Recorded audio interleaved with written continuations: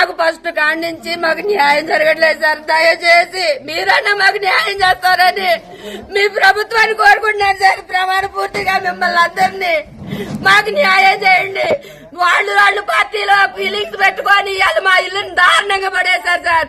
ఇన్ని సంవత్సరాల నుంచి లేని హక్కు ఇవాళ ఉందని చెప్పేసి వాళ్ళ అధికారంలో ఉందని మా ఇల్లు పడేసి మమ్మల్ని అన్యాయం చేస్తున్నారు సార్. మమ్మల్ని రోడ్డు పాలు చేస్తున్నారు సార్. మమ్మల్ని మాకేం అన్యాయం చేయిస్తున్నా కూడా వాళ్లే బాధ్యత సార్. వాళ్ళు మాకు న్యాయం చేయరు సార్. ఎవరు పడగొడుతున్నారమ్మా? కొనగంటి సీన్ గారు సార్. ఇన్ని సంవత్సరాల నుంచి ఏ రోజు ఆయన మా జోలికి వచ్చాడు కాదు, మేము వాళ్ళ జోలికి పోయినడం కాదు. ఎవరో ఏదో మాట అన్నారట, వాళ్ళ మీద ప్రతీకారం తీర్చుకోలేక మాకు చేతగాని వాళ్ళం, మాకు మొగ దిక్కు లేదు, మేమందరం ఆడోళ్లే ఇంట్లో ఉండేది, మా మీద చూపిస్తున్నారు సార్. దయచేసి మాకు న్యాయం చేయండి. దీంట్లో శ్రీనివాస్ క్యాంప్ ఇక్కడ పడేయాలని వాళ్ళకి ఇంటానుగా వాళ్ళ తాతగారు వాళ్ళ ఆస్తి ఉన్నట్ట. అప్పటాచి వాళ్ళ తాతగారు వాళ్ళు గాని వాళ్ళ బాబాయ్ గారు వాళ్ళు గాని ఎవ్వరు మాకు అభ్యంతరం చెప్పలేదు సార్. ఈ రోజు ఆయనకు అధికారం వచ్చిందని మా మీద చూపిస్తాడు సార్. ఆయనకు అధికారం ఉంది, నేను పడేస్తాను అని పొద్దుటాచి మమ్మల్ని మేము అడ్డం తిరిగినా కూడా మమ్మల్ని తోసేసి ఇల్లు పడేస్తున్నారు. ఇక్కడ కుదరదని అంటే పోలీసులు వస్తే మేము పోలీస్ స్టేషన్ పోయినాం సార్. పోతే వాళ్ళు అన్నారు, అమ్మ గొడవలు పెట్టుకుంటే మీరే నష్టపోతారు, సాంప్రదాయకంగా మాట్లాడుకోండి అమ్మా అన్నారు. సరేలే మాట్లాడుకుందాంలే అని మేము వెనక్కి తిరిగి వస్తున్నాం సార్. వాళ్ళ కట్టే కారులోనే సార్. మాకేమీలే, మేము కాళ్ళు నడుకుతా వచ్చేవాళ్ళం. మేము అక్కడ పోలీస్ స్టేషన్ నుంచి రాగతలకే మా ఇల్లు పడేసుకుంటున్నారు సార్.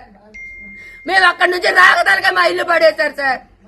ఇదేమి న్యాయం సార్? పోలీస్ స్టేషన్ రమ్మంటమేందుకు సార్? అంటే మేము ఆడికి పోయొచ్చే కలిగిలో అయ్యాడు అడ్డం లేకుండా ఉంటారు, పడేద్దాం అనుకున్నారు సార్. ఇప్పుడైనా సరే సార్ మేమందరం ఆత్మహత్య చేసుకోవడానికి మాత్రం మేము సిద్ధంగా ఉన్నాం సార్. మాకు న్యాయం జరగకపోతే మేము ఆత్మహత్య చేసుకొని వస్తాం సార్. మేము పురుగుల మందు తాగి మేము చచ్చిపోతాం. మాకు న్యాయం జరగట్లేదు సార్. దయచేసి ప్రభుత్వానికి నాయన చంద్రబాబు నాయుడు నీకు 100 కోటి దండాలు. నీ ప్రభుత్వంలో మేము ఇంత బాధపడతాం అనుకోలేదు నాయన.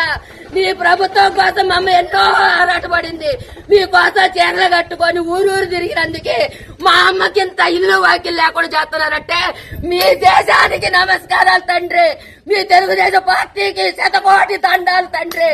మీ న్యాయంలో పేదవాళ్ళని బాధ పెట్టడమే మీ హక్కు అయిపోయింది సార్. మీరు పేదవాళ్ళని బాధ పెట్టడమే మీరు సంతోషపడుతున్నారు సార్. మీ దేశానికి 100 కోటి దండాలు సార్. మీ పార్టీలకి మీకు మాకు లాంటి వాళ్ళ మీద కాదు సార్. మీకేదన్నా ఉంటే మీకు బలిసిన వాళ్ళ మీద చూపించండి సార్. బలహీన వాళ్ళ మీద చూపించొద్దు సార్.